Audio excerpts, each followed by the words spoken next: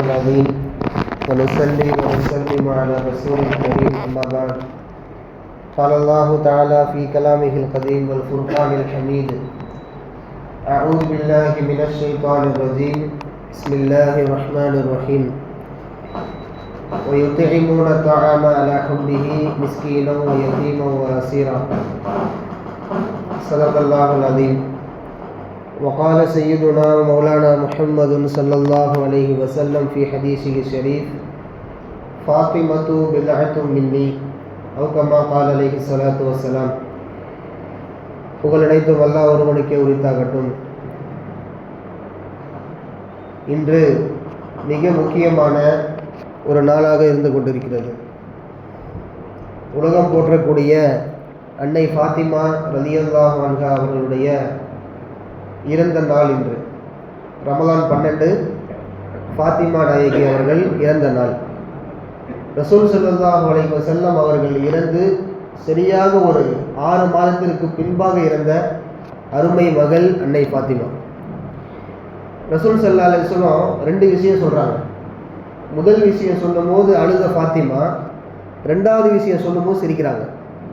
முதல் விஷயம் என்ன அப்படின்னா, ஃபாத்திமா நாயகியை கூப்பிட்டு, ஃபாத்திமா, உனக்கு ஒரு கவலைக்குரிய விஷயம், நான் கூடிய சீக்கிரம் அத்தா இறந்துடுவேன் அப்படின்னு சொல்கிறாங்க. ரசூலுல்லாஹ்வுடைய இறப்பு நாள் நெருங்கிட்டு இருக்கு. அப்போ மகளை கூப்பிட்டு சொன்னோடனே கண்ணீர் தாரை தாரையாக வடிந்து ஓடியது ஃபாத்திமா நாயகிக்கு. 2வது விஷயம் என்ன அப்படின்னா, இந்த வீட்டில் எனக்கு அப்புறம் ஒரு மவுத்து நடக்க போகுது, அது நீ தான் அப்படின்னு சொன்னோன்னு அவங்க சிரிக்கிறாங்க. அத்தாவுக்கு அப்புறம் நாம் சொர்க்கத்தில் போய் அத்தா கூட இருக்கலாம்ல அப்படின்னு. எவ்வளோ ஒரு பாசம் பாருங்கள். ஒரு தந்தைக்கும் மகளுக்குமான உறவை இதைவிட வார்த்தையால் வர்ணிக்க முடியாது. வார்த்தையால் நம்ம எப்படி வர்ணித்து சொன்னாலும் அது மிகையாக ஆகாது.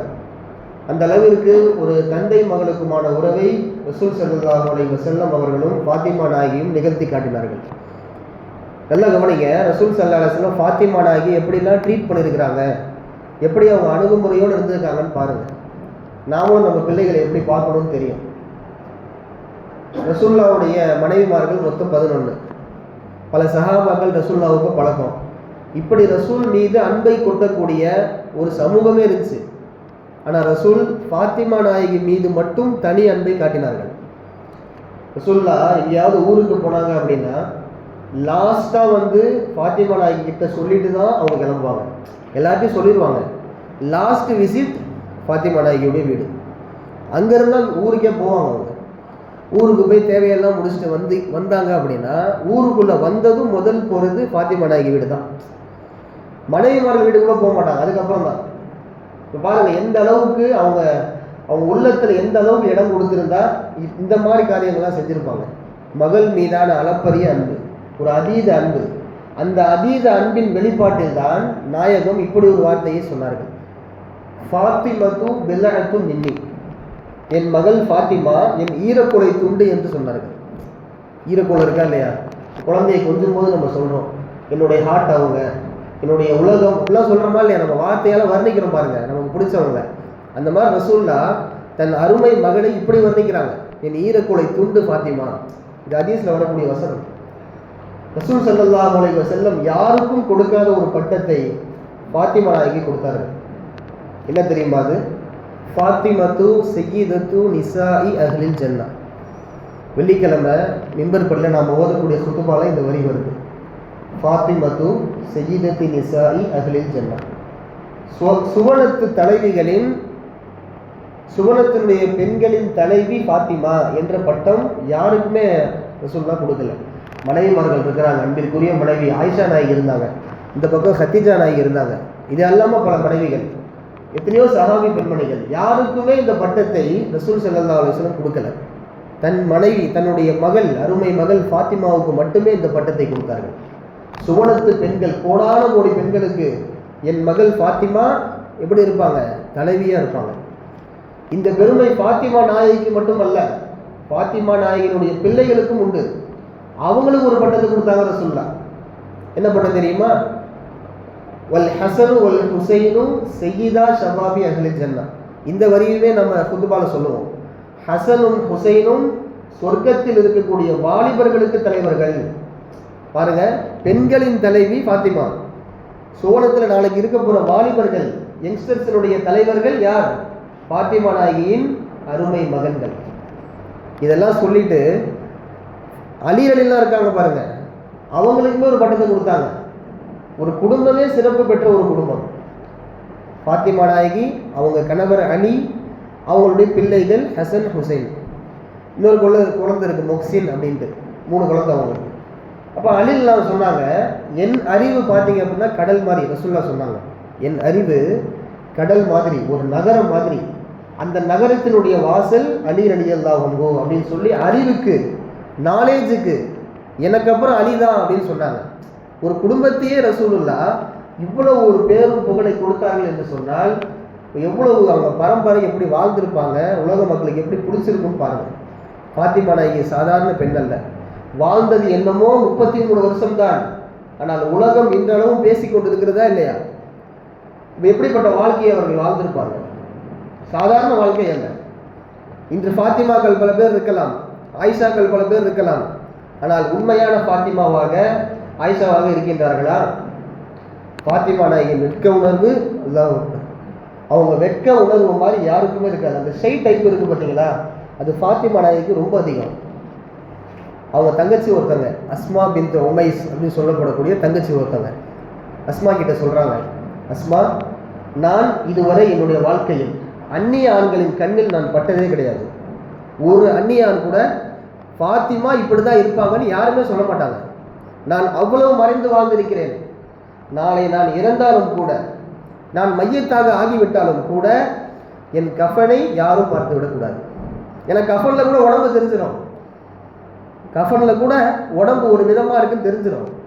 கஃபனில் கூட, மறைத்து வைத்திருக்கப்பட்ட கஃபனில் கூட எந்த ஆணும் எந்த அந்நியானும் என்னை பார்த்து விடக்கூடாது அப்படின்னு சொன்னோன்னு அஸ்மா சொல்கிறாங்க, பக்கத்து ஊர் அபிசீனியா ஒன்று இருக்குது.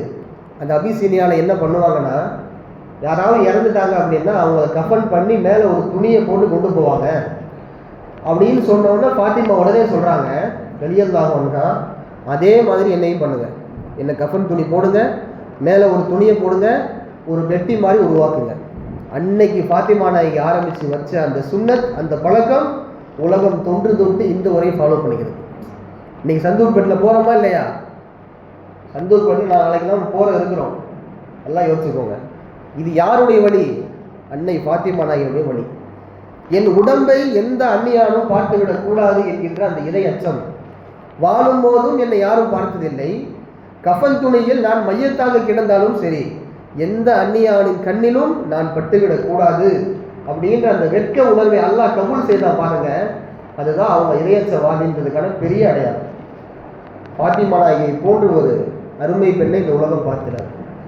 ஃபாத்திமா நாயகி இன்ன வரைக்கும் நம்ம மேடையில் பேசுகிறோம், எல்லா இடத்துலையுமே அவங்கள பற்றி பேசுகிறோம்னா அவங்க 3 விஷயத்துல ரொம்ப சரியாக இருந்தாங்க. முதல் விஷயம், அவங்களுடைய பெற்றோர்களை அவர்கள் காயப்படுத்தியதே கிடையாது. பெற்றோர் ரசூலுல்லாவுக்கு எந்த சமயத்திலையும் முகசுளிப்பை ஏற்படுத்தினதே கிடையாது. ரசூலுல்லாஹ் விருப்பப்படுற மாதிரியே அவங்க வாழ்ந்தாங்க. அப்போ ஒரு தந்தைக்கு நல்ல பிள்ளையாக, அவர்கள் திருமணம் முடித்து ஹசன் ஹுசைன் ரலியல்லாஹு அன்ஹுமா 2 மகன்களுக்கு நல்ல தாயாக, அடுத்து கணவர் அலி ரலியல்லாஹு அன்ஹு கணவனின் கடமைகளை நிறைவேற்றக்கூடிய நல்ல மனைவியாக, இப்படி 3 ரோல்லையுமே ஒரு ஆள் தன் பிள்ளைக்கு கரெக்டாக இருக்கலாம், ஆனால் மனைவிட்டு கெட்ட பேர் வாங்கிடுவாங்க. மனைவிட்டு நல்ல பேர் இருப்பாங்க, ஆனால் தந்தைக்கிட்ட கெட்ட பேர் இருக்கும். இதுதான் மனுஷனுடைய உலகம். ஆனால் ஃபாத்திமா நாயகி 3 பேருக்கும் நல்ல பேர். ஒரு மகளாக, மகன்களுக்கு நல்ல ஒரு தாயாக, கணவனுக்கு நல்ல மனைவியாக, இப்படி இருந்ததுனால தான் உலகம் இன்னொரு ஞாபகம் வச்சிருக்கு. அவங்கள எத்தனை வருஷம் வாழ்ந்தாங்க? 33 வருஷம், அவ்வளவுதான். சஹாபி பெண்களில் குறைந்தபட்சம் வாழ்ந்த பெண்களில் பார்த்தீங்கன்னா இவங்களும் ஒருத்தவங்க. 33 வருஷம் வாழ்ந்து உலகத்தை இன்னும் வரைக்கும் அவங்க பேச வச்சுட்டே இருக்கிறாங்கன்னா என்ன காரணம்? அவங்களுடைய வாழ்க்கை நடைமுறை தெளிவாக ஒன்றா இருந்துச்சு. கடைசியாக ஒரு சம்பவம், ஃபாத்திமா நாயகியை பற்றி நீங்கள் புரிந்து கொள்ளுங்கள். அவங்கள மாதிரி நாமளும் இருக்கணும்னு ஆசைப்படணும். இன்னைக்கு பல குடும்பங்களில் தர்ம சிந்தனையே கிடையாதுங்க. கணவருக்கு தர்ம சிந்தனை இருந்துச்சு அப்படின்னா மனைவி தடுத்துருவாங்க. மனைவிக்கு தர்ம சிந்தனை இருக்குது, சதகா கொடுக்கணும்னு என்ன இருந்துச்சுன்னா கணவர் தடுத்துருவார். ஃபாத்திமா நாயகியும் அலி ரலியல்லாஹு அப்படி கிடையாது. ரெண்டு பேருமே தர்ம சிந்தனை உள்ளவங்க. அவங்க பணக்காரங்களும் அல்ல, ஆனால் தர்ம சிந்தனை அதிகம். ஹசன் ஹுசைன் ரலியல்லாஹு ரெண்டு பேர் இருக்கிறாங்க.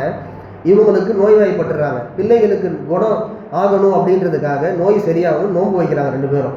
யார்? கணவன் மனைவி ரெண்டு பேரும் நோன்பு வைக்கிறாங்க. இஃப்தாருக்கு ரெடியாக இருக்கிறாங்க. சில உணவு பதார்த்தங்கள் அங்கே இருக்குது. இவங்க நோன்பு திறக்க போகும்போது பார்த்தீங்கன்னா ஒரு ஏழை வந்து நின்றுறாரு கதவுல. ஏதாவது இருந்தால் கொடுங்கம்மான்னு கேட்குறாங்க. கொஞ்சம் கூட யோசிக்காமல் அந்த உணவு பதார்த்தங்களை எடுத்து அந்த ஏழைக்கு அவர்கள் கொடுக்கின்றார்கள். தண்ணியை குடிச்சு நோன்பு திறக்கிறாங்க. முதல் நாள் இது. ரெண்டாவது நாள் நோன்பு இருக்கிறாங்க அவங்க பிள்ளைகளுக்காக. இஃப்தார் வருகிறது, உணவு பதார்த்தங்கள் இருக்கிறது. முதல் நாள் மிஸ்கின் வந்தார். ரெண்டாவது நாள் பார்த்தீங்கன்னா எத்தீம் வராரு. எத்தீம்னா யாரு? அனாதை, தந்தை இழந்த குழந்தை. இந்த குழந்தை வந்து இன்னொன்று அந்த உணவு எடுத்து அப்படியே கொடுத்துட்றாங்க. கணவனும் தண்ணியை குடிச்சு நோன்பு திறக்கிறாங்க, மனைவியும் தண்ணியை குடிச்சு நோன்பு திறக்கிறாங்க. மூணாவது நாள் நோன்பு. அப்பையும் பார்த்தீங்கன்னா கதவுக்கு நேராக வந்து ஒரு கைதி நிற்கிறாரு. கைதினா அந்த காலத்தில் தப்பு செஞ்சுதான் பிடிச்சிட்டு போயிடுவாங்க. இன்றைக்கி அந்த பழக்கம் இருக்குது. கைதிகள்லாம் வெளியே வந்துடுவாங்க டக்குன்னு. வந்தோன்னே பார்த்தீங்கன்னா ரொம்ப பசி அவருக்கு. ஃபாத்திமா நாயகி வீட்டை தேடி வந்து நிற்கின்றார்கள், உணவுகளை எடுத்து கொடுத்து விடுகின்றார்கள். 3 நாளிலும் இஃப்தாருக்கு தண்ணியை கொடுத்து மட்டும் அவர்கள் நோன்பை திறக்கின்றார்கள். இந்த செயலை பாராட்டி அல்லாஹ் குர்ஆன்ல வசனத்தை இறக்குகின்றான். வயுத்இமூன தஆம அலா ஹுப்பிஹி மிஸ்கீனவ் வயதீமவ் வஅஸீரா. அவர்கள் உணவின் மீது ஆசை இருந்தும் கூட, அவ்வளவு பசி இருந்தும் கூட அவர்கள் மிஸ்கீனுக்கு, யத்தீமுக்கு, அந்த கைதிக்கு உணவை தான தர்மமாக கொடுத்தார்கள். பாருங்க, ஒரு சின்ன செயல்தான், ஆனால் உலகம் போற்றக்கூடிய அளவுக்கு ஒரு பெரிய காரியத்தை அவர்கள் செய்து விட்டார்கள் என்று சொல்லி குர்ஆன் இன்னும் வரைக்கும் அவர்களை புகழாரம் சேர்க்கிறது. இதற்குரிய மக்களே, இப்படிப்பட்ட ஃபாத்திமா நாயகியின் புகழை நாம் அறிந்து அவர்களின் போன்ற பேணுதலான இரையச்சமான வாழ்க்கையை வாழ்வதற்கு வல்ல இறைவன் உங்களுக்கும் எனக்கும் தௌஃபீக் செய்வானாக. வாஹிரு தஅவானா அல்ஹம்துலில்லாஹி ரப்பில் ஆலமீன். அஸ்ஸலாமு அலைக்கும் வரஹ்மத்துல்லாஹி வபரகாத்துஹு.